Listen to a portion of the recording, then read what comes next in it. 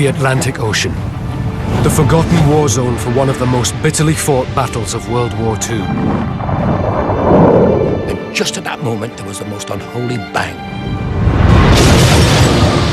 German U-boats attacked British and Canadian supply convoys. The Atlantic was our lifeline. Make no mistake. Without vital supplies, Britain will fall. Hitler will win the war in Europe. It's a battle of strategy, of punch and counter-punch. When these depth charges explode, it's a feeling of sheer terror.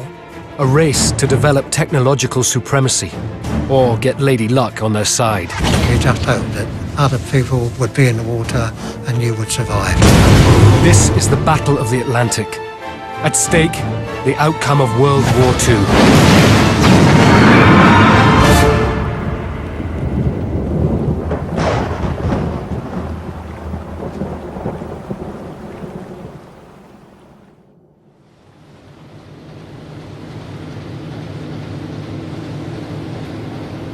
The German U-boat will become one of the most feared weapons of World War II. The day before war is declared, U-30 runs off the northwest coast of Ireland. On board, 11 torpedoes and 44 crew ready for the hunt. We had sworn allegiance to our fatherland and our military. It was 21 years since the First World War, and now it was our turn to fight.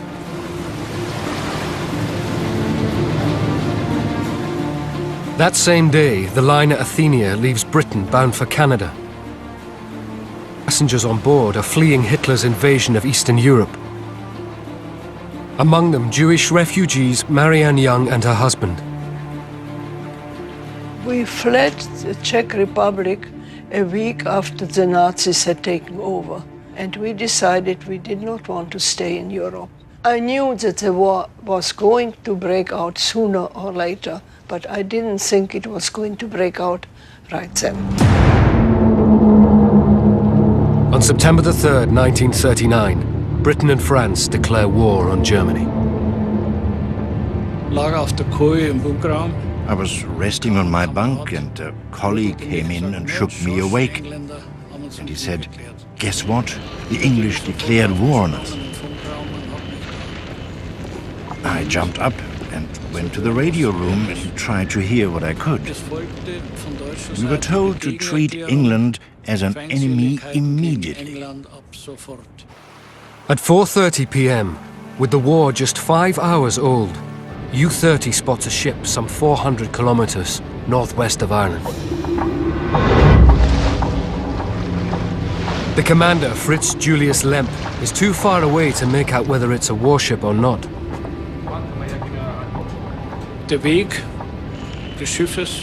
From the way the ship was heading, we could tell it was going from England to America or Canada. We followed the ship until dusk, because the commander wanted to be sure he made no mistake. But seeing the ship blacked out, Lemp assumes the Athenia is an armed merchant cruiser and goes in for the kill.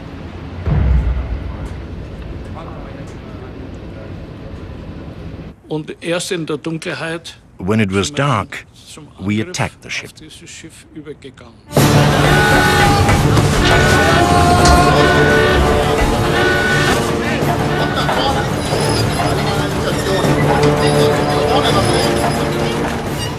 The first attack was with 2 torpedoes.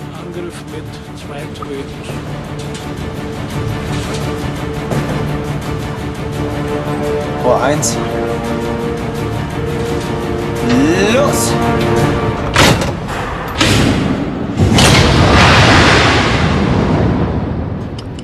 Torpedoes travel at a top speed of 23 meters per second.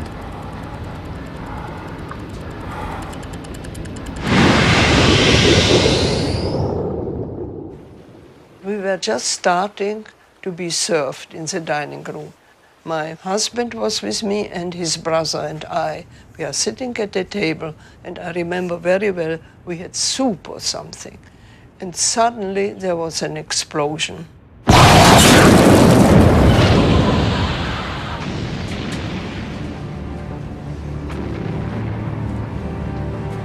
was black, and there was chaos.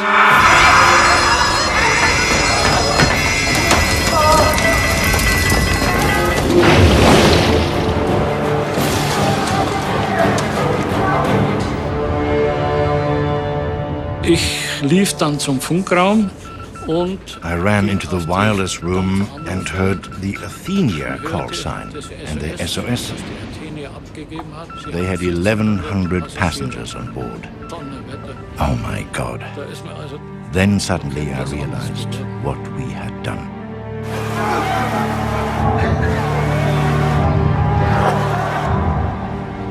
Commander Lemp knows he's made a tragic error. I climbed over the railing, I held the hand of my husband and said, "Come on." And he kept on shouting, "Children and women first." The lifeboat was slowly lowered and I lost the sight of him. And I was thinking, oh my God, well, the ship is sinking and my husband is on the ship. It was just dreadful. Marianne spends a long night in a lifeboat before being rescued. Athenia is the first U-boat casualty of World War II. The sinking claims the lives of 118 men, women and children. Returning to Scotland, Marianne searches for her husband. And I looked at the list of survivors and I found him there. I cannot tell you. It was like God had blessed me. The sinking is a perfect demonstration of the destructive power of this deadly weapon. But a propaganda disaster. U-30 returns in disgrace. What happens next breaks all international naval regulations. Und als wir dann in Wilhelmshaven At Wilhelmshaven, a group of officers came on board. We were called to the torpedo room and told to say nothing about what had happened. The log record of the sinking of Athenia was deleted. The Germans want no record to show they were to blame, especially as 28 Americans are among the dead. The United States is still neutral. Propaganda Minister Joseph Goebbels claims that Churchill deliberately sunk the Athenia to bring America onto the Allies' side. In the First World War, the sinking of the Lusitania, a similar case, had brought the United States almost into the war. And that was something Hitler tried to avoid. In America, the newsreels report the sinking as an outrage. Winston Churchill waits to see what the Americans will do. There's no question that Churchill would have been pleased, even relieved. What he wanted to see was the United States enter the war against Germany. But in America, after World War I, there's no appetite for getting involved in another European war. America stays neutral. It wasn't just Europe that was traumatized by the bloodshed of the First World War, so were the Americans. And there was a reluctance on their part to get involved in another trench war bloodbath. With Europe rapidly falling to the advancing German army, Britain will soon be cut off. The situation is critical. The country has just 3 weeks left of some of the basic supplies she needs to survive.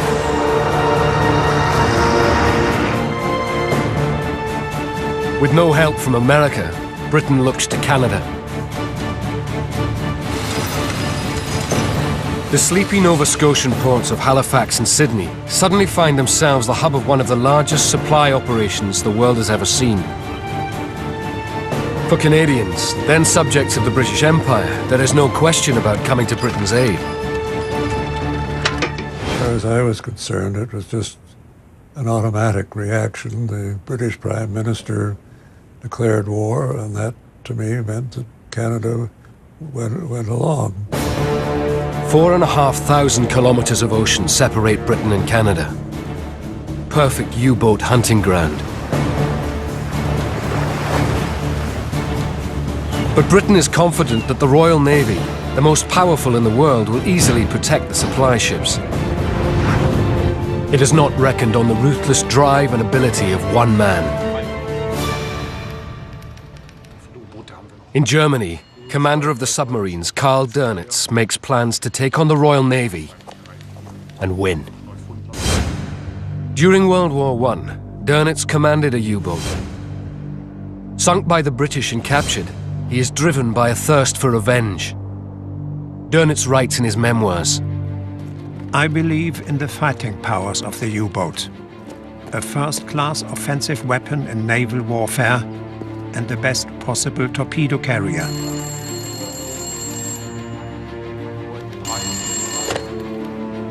Before the war, Dönitz personally oversees the construction of the U-boat fleet. Germany is banned from building submarines after World War I, but continues to develop them in secret. Dönitz rapidly creates a powerful modern submarine force. The workhorse of this fleet is the Type 7 U-boat. Twin diesel engines give it a speed of 16 knots on the surface, fast enough to keep up with most cargo ships. And electric batteries allow it to stay submerged for up to 24 hours. It's equipped with an 88mm gun, but the deadliest armament is its 11 torpedoes.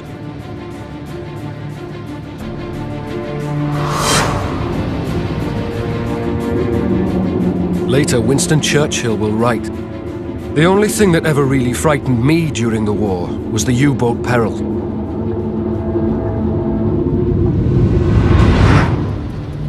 In the early months of World War II, German U-boat commander Dönitz orders his U-boats to scour the Atlantic for targets. But the Royal Navy dismisses the threat.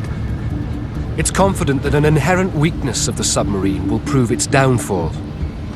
U-boats can only travel underwater for short periods before they must surface to recharge their batteries. Here, they can be easily spotted and destroyed. And when they are submerged, the Royal Navy has complete faith in a new anti-submarine technology called ASDIC.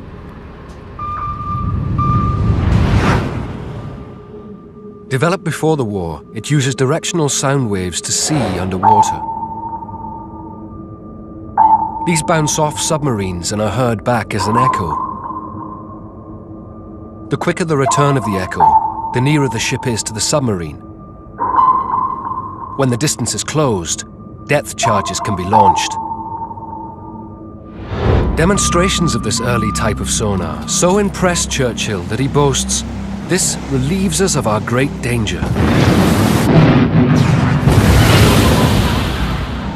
Within a fortnight at the start of the war, 3 aircraft carriers and 14 destroyers equipped with ASDIC sonar are dispatched to flush out the U-boats. One of the carriers is HMS Courageous. With 48 aircraft and a top speed of 31 knots, she is one of the most important ships in the Royal Navy. On board is John Cannon. A fortnight after the war started, we were patrolling off the southwest coast of Ireland with an escort of 4 destroyers. Very, very powerful unit. It was just a normal day, nothing would miss. The pilots were in the air practicing landing and taking off, and also a certain amount of patrolling. But the sonar has a serious flaw. Its range cannot match that of a torpedo. Outside the detection zone lurks U-29. Its commander is Otto Schuhart. He spots Courageous turning for aircraft to land. He seizes the opportunity and sends 3 torpedoes speeding towards the carrier. Los!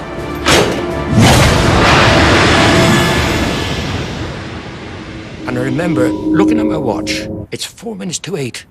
And just at that moment, there was the most unholy bang. Los! Seconds later, another tremendous bang when the second torpedo hit us.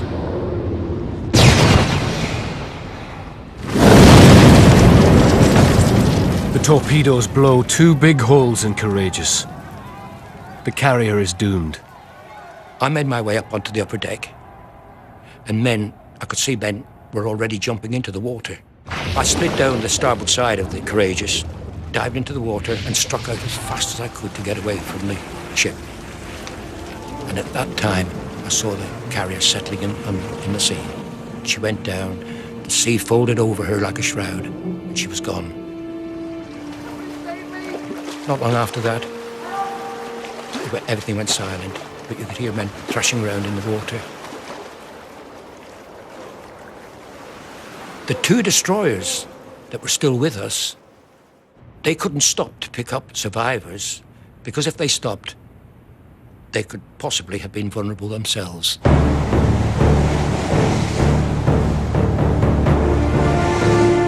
In fact, the destroyer HMS Ivanhoe is in hot pursuit of Otto Schuhart, using its underwater sonar. The destroyer detects the characteristic sonar pingback from U-29. Schuhart makes an emergency dive to the greatest depth he has ever gone.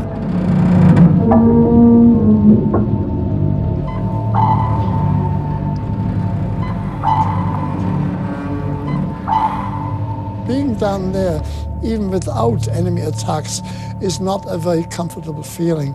One sort of hopes one can get higher as soon as possible without any endangering the boat.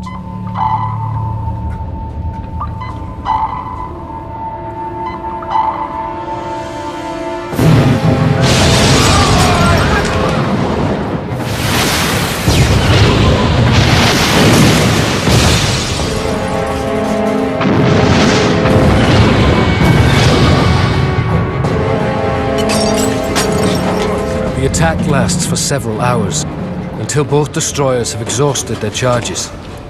But Schuhart's luck holds, and he's able to escape. Back on the surface, John Cannon has been in the water for 2 hours. His only hope now of rescue is to reach a passing merchant ship. So I struck out for the Dido, and I'd been swimming for quite a long, long time. And I was getting very, very tired, very tired. And very strangely, and I don't know if people will understand this, but drowning wasn't a fear. I felt so tired, I just wanted to go to sleep. But swimming alongside of me was a Fleet Arm observer, and he must have thought that I'd given up, and he suddenly shouted at me, come on, boy, keep going, your mother and father will be waiting for you when you get home." And believe you me, it put a little bit more life in me, and I set out again, and I kept going again, and I kept going. John survives, but of the 1,260 crew, 518 are lost. With just 2 torpedoes, a small U-boat has destroyed one of the most important ships in the British fleet. The Royal Navy has badly underestimated the U-boat threat. The consequence is devastating. To avoid further losses, the entire British fleet of 6 carriers is restricted to operations where there's no risk of U-boat attack. We weren't prepared. At the time, I don't think it had sunk in that we were in such a dangerous position.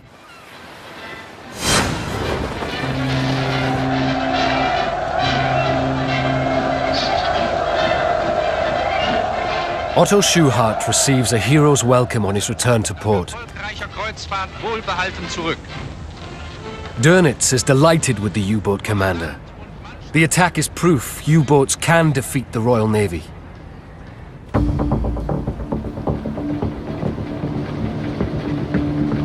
Just 4 weeks after the sinking of HMS Courageous comes an attack of breathtaking audacity. U-boat commander Gunther Prien slips into the heavily guarded home base of the Royal Navy at Scapa Flow. Maneuvering his U-boat past anti-submarine defenses, he torpedoes the Royal Oak, a prize battleship with enormous 380mm guns, amongst the largest in the Royal Navy. In icy waters, she goes to the bottom in just 10 minutes, with the loss of more than 800 crew. Many drowned trying to escape through portholes.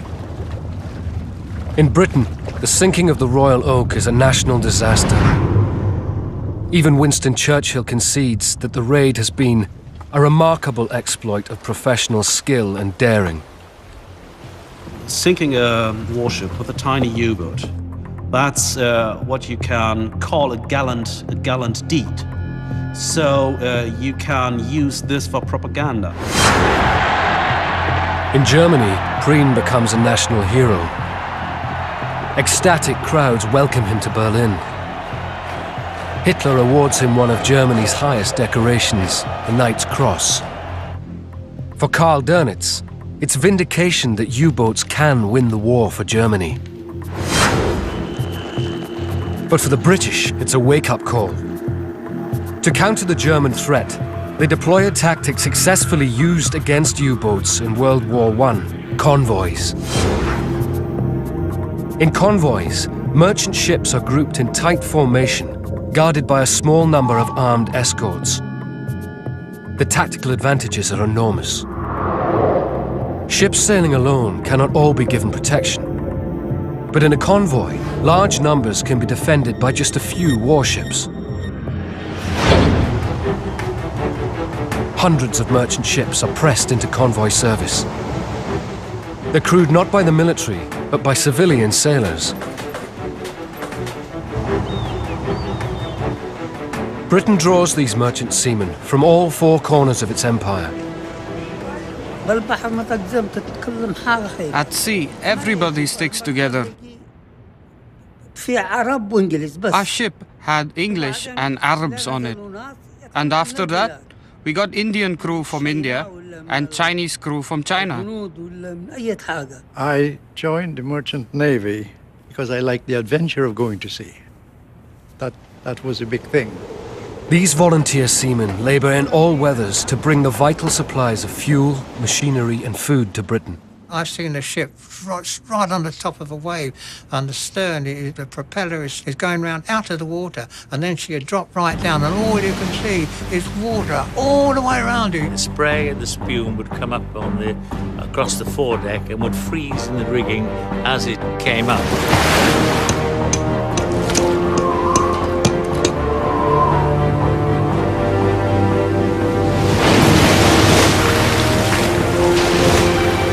By Christmas 1939, the convoy system is working.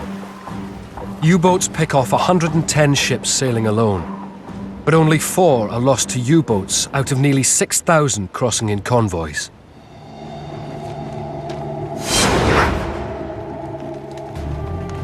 Dönitz grows increasingly frustrated at the lack of U-boat success. There's one major obstacle holding him back. He'd asked Hitler for 300 submarines, but he's got less than 60. The major problem we face now is simply a lack of U-boats. We must try to locate the convoys and then mount a concentrated attack with every single U-boat we have. Dönitz also faces another obstacle. The British control both the North Sea and the English Channel. To reach the Atlantic, his U-boats have to sail around the north of Britain. It adds an extra week to their journey and severely limits their operating range to just a few hundred kilometers off the coast of Ireland. But, once again, the tide of war is about to turn.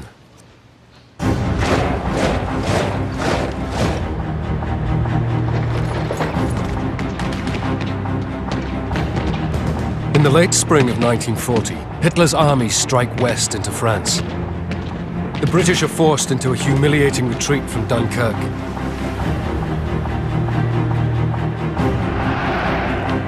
France surrenders.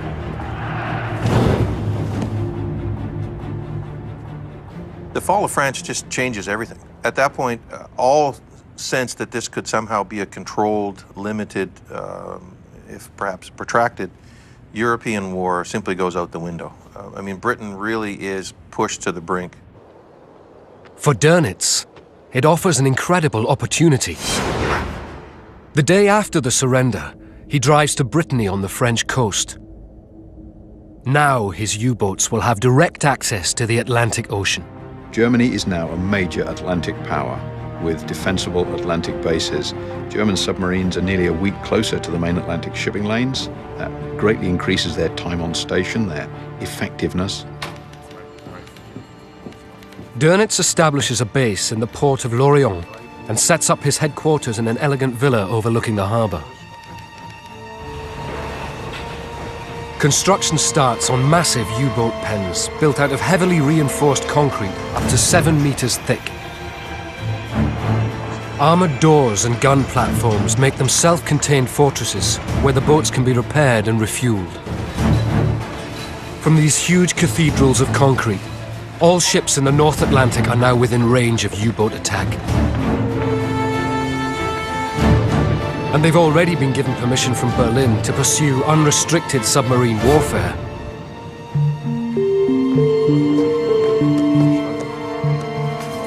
Do not rescue any men. Weather conditions and proximity of land are of no consequence. Concern yourself only with the safety of your own boat. We must be hard in this war. The enemy started it in order to destroy us, and thus nothing else matters. Now, no ship is safe.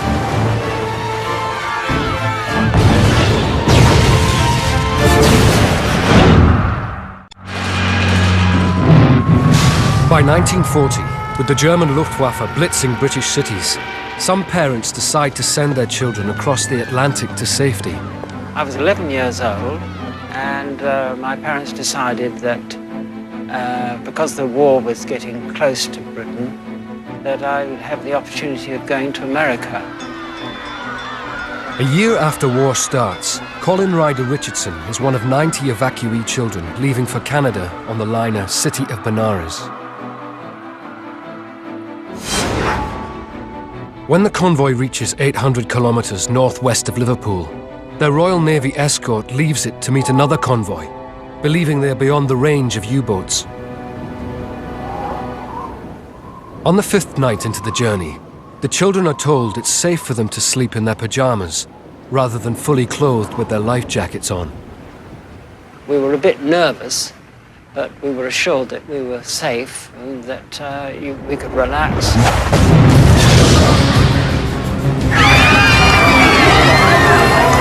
At 3 minutes past 10, the city of Benares is hit by a torpedo, just below the children's quarters.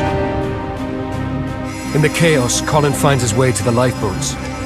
We stood there as all the other children streamed out, mainly just wearing dressing gowns and slippers and teddy bears and things like that, and not realizing quite what was going to happen next.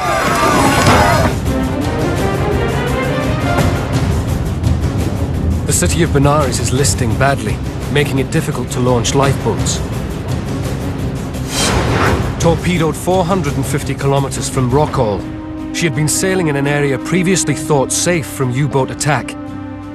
But now ships across the Atlantic are within easy reach of the German U-boat bases on the French coast. One of the children on the ship, Colin Ryder Richardson, finds he is sharing a sinking lifeboat with the dead and dying. We were all trying to do what seemed sensible at the time, was to dispose of the bodies outside the lifeboat. After 20 hours in the water, Colin is rescued. Of the 90 children on board, 77 die.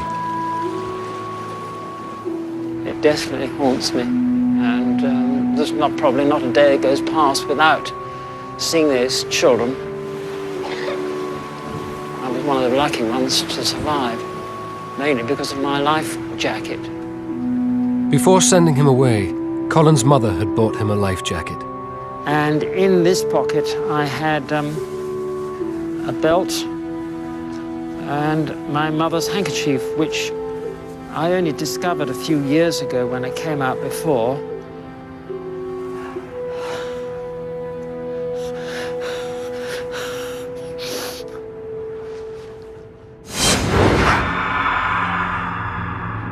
The sinking of the city of Benares shocks the world. The papers denounce it as a war crime. But for the British Navy, it brings a devastating realization. U-boats, now operating out of their French bases, can strike far out into the Atlantic and hunt convoys for longer. The Battle of the Atlantic has entered its most deadly phase.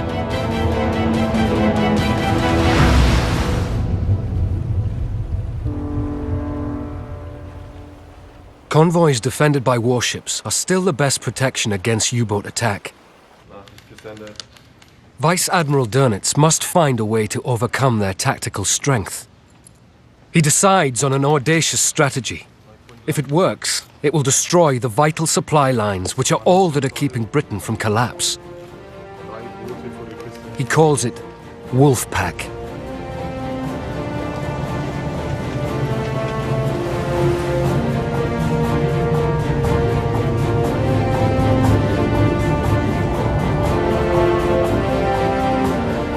The Atlantic Ocean covers 77 million square kilometers. For the first part of his strategy, Dönitz strings out his U-boats in long lines to sweep the ocean. He stays in constant radio contact with the U-boats. So to avoid alerting the Allies, they use ingenious encoding equipment called Enigma. As we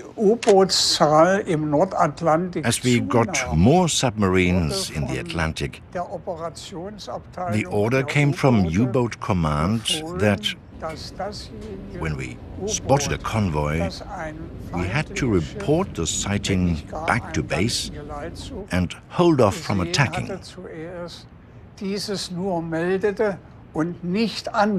Think of the U-boat pack as a pack of wolves or hounds, however you want to describe it, on a radio leash. Every U-boat has to report every day because the people who are actually tracking and positioning them back at U-boat headquarters need to know where they are because they're moving them around on a board. When Dönitz gives the order, the U-boats are to attack. Not underwater, but on the surface, where they're faster and more maneuverable, and where they cannot be detected by sonar. The final masterstroke is to strike at night when it's almost impossible to make out the small, sleek outline.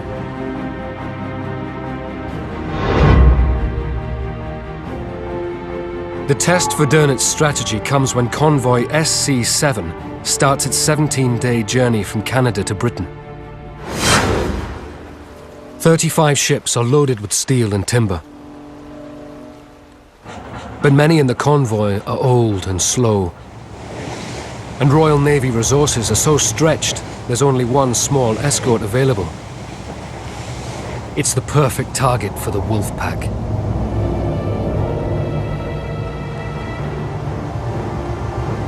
"11 days later, 2 more escorts join the convoy northwest of Ireland, the most dangerous part of the crossing. At midnight, U-48 spots the convoy. It relays its position back to Dönitz. Dönitz orders the waiting U-boats to converge on the convoy. They arrive 2 days later. A wolf pack of 5 U-boats goes in for the kill. On board the ship leading the convoy is Charles Gonsalves. It was a moonlight night, and the U-boat commanders could see the silhouette of the ships, and that's when they really went to town.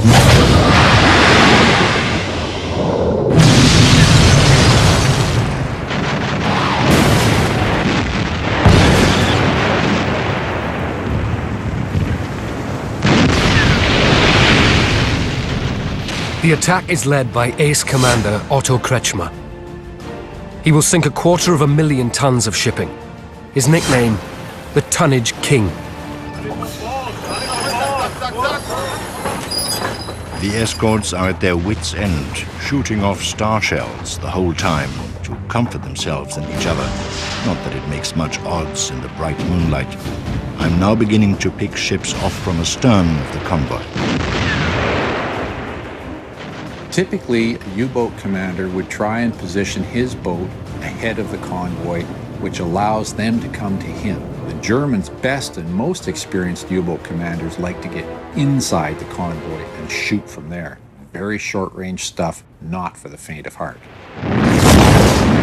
All one saw was flashes and sounds of torpedoes striking ships, explosions.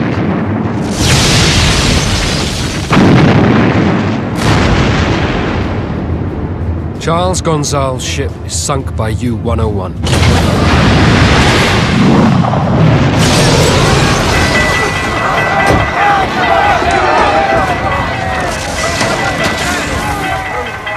I was thrown against the bulkhead.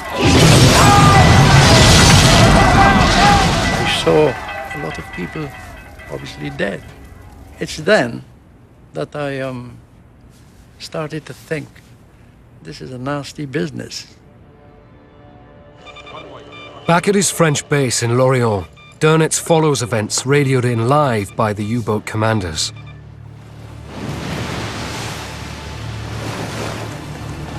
Most of the U-boats only break off the attack when they run out of torpedoes. In just one night, some 20 ships are lost, more than half the convoy. Ships in convoy are instructed not to pick up the survivors. They cannot risk becoming targets themselves. Hundreds of merchant seamen fight for their lives in the North Atlantic. There's no doubt the merchant navy was the lifeline to the country, and they couldn't let that lifeline get broken or destroyed. So at all costs, you had to save the ship and the cargo that was in it. The men in the water had to fight for themselves. 100 merchant seamen are lost on convoy SC7. And with 80,000 tons of supplies lost, it's one of the worst attacks in the entire Atlantic campaign. For Dönitz, it's a great victory and proves that his wolf-pack tactics work. After his ship sinks, Charles Gonzalez spends a long, cold night in the water before being picked up. To this day, he maintains that the Royal Navy could have done more to protect them. There was a degree of complacency. If there wasn't, how come would you send one destroyer to protect a convoy of 35 ships? The convoys desperately need more escorts to protect them from U-boat attack. British Prime Minister Winston Churchill turns to US President Franklin D. Roosevelt for help. But Roosevelt could do nothing. It's election year in America, and he knows that the American people don't want war. A year into the war, all Roosevelt can offer is 50 World War I destroyers. These aging ships are ill-equipped to cross the treacherous North Atlantic seas, let alone repel the U-boat wolf packs. 6 are delivered to Canada. Despite their limitations, they could prove a welcome addition. In 1939, we had 6 destroyers, 4 minesweepers, and that's pretty much it. The Canadian Navy's destroyers are verging on obsolescence. The ships that we have gotten from the Royal Navy are frankly second-hand hand-me-downs. And it's not only the ships that the Canadians lack. They need sailors to man them. It was not unusual for a ship, be it a destroyer or a corvette, to go to sea, as I said, with literally a large proportion of the crew never having been to sea in their lives. Demand is so high, many recruits have only worked on the land. A large percentage of seamen came from the prairies. Now, whether they'd never been to the ocean before, they'd never seen it. Now, maybe the waving wheat would look like an ocean or something like that. The rawness of the RCN, the Royal Canadian Navy, does not go unnoticed by the British. The British have developed a kind of concept of the RCN as bungling and incompetent. The Canadian Navy was derided very often in the Royal Navy as being the Royal Colliding Navy or the Royal Collision Navy. The Royal Canadian Navy needs a complete overhaul if it's to play its part in the U-boat war. But what normally takes years of planning must now be achieved in months. Canada starts a massive expansion plan to provide escorts for the Atlantic convoys bringing vital supplies to Britain. There's only one type of ship that can be built fast enough and in large enough quantities. A corvette. Anybody who could bend steel and drive a rivet really could build a corvette. So the idea was that you have a simple technology, a simple design, which you can mass produce, and you don't need a specialized shipyard to build it, and you don't need specialists in the sense of highly trained naval engineers to actually make it go once you get it in the water. Churchill calls them the cheap and nasties. Cheap to build and nasty for the U-boats. Corvettes are fitted with a 100mm gun at the front and 2 depth-charge rails on the stern. These sturdy ships were originally designed to hunt whales. Their tried and tested steam engines are good at short sprints, useful too in catching U-boats. But their basic old-fashioned design is limited. The original intent of the Corvette, in terms of its service, was pretty humble. These were going to be the kind of jacks of all trades inshore. No one expected these vessels ultimately to carry the burden of the war in the North Atlantic. In rough, open seas, it's the crews who take the full force of the corvette's unsuitability. The bridge is completely open. It's like a great big bathtub.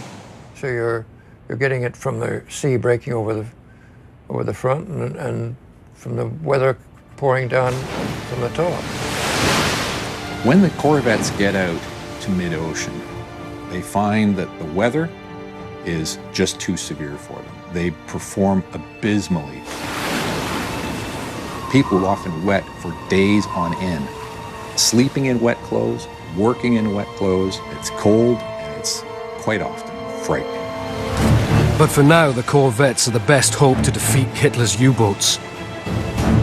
And out in the Atlantic, they're soon locked in combat with the wolf packs. Peter Koch was in the convoy which saw the first decisive Canadian corvette U-boat action. It usually takes 2 ships to kill a submarine, one to sit to one side and ping, and the other one to drop the depth charges. So you go looking for it, you do an Aztec sweep and see if you can pick up an echo. While steaming to reinforce a stricken convoy, corvettes Chamblay and Moose Jaw detect a U-boat. Chamblay drops depth charges. U-501 surfaces. Spotting the U-boat, Moose Jaw alters course to ram the sub.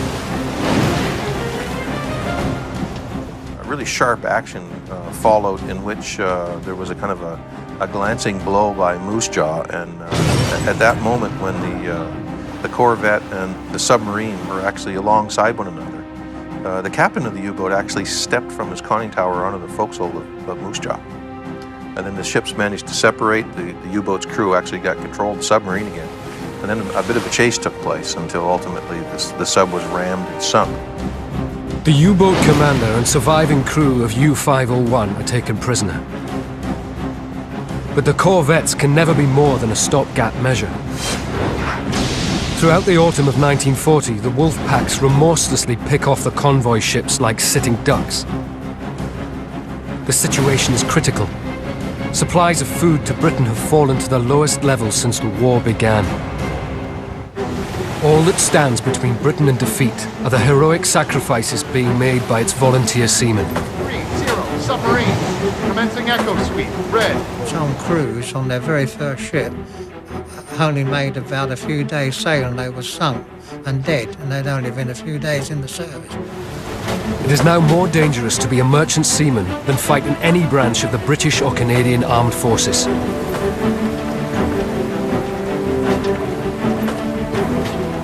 You begin to think that you're not frightened. It's not going to be you. It's going to be that man and that man and that man, but it's never going to be you.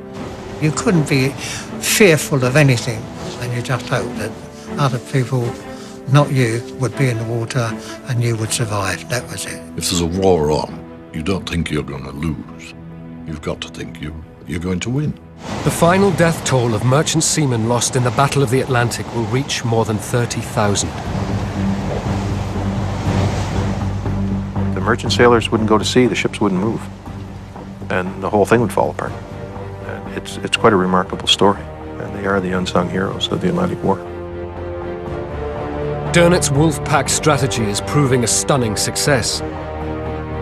Hitler is persuaded to give him more U-boats. Now with a promised 29 new submarines a month, Dönitz is even more confident he can win the war for Germany. For Winston Churchill, the situation is bleak. Hitler's U-boats are close to starving Britain into submission. What is to happen if so many of our merchant ships are sunk that we cannot bring in the food we need to nourish our brave people? The British must find a countermeasure to destroy the submarine wolf packs, or face certain defeat. And soon they have a new technology, a new secret weapon they hope will do just that.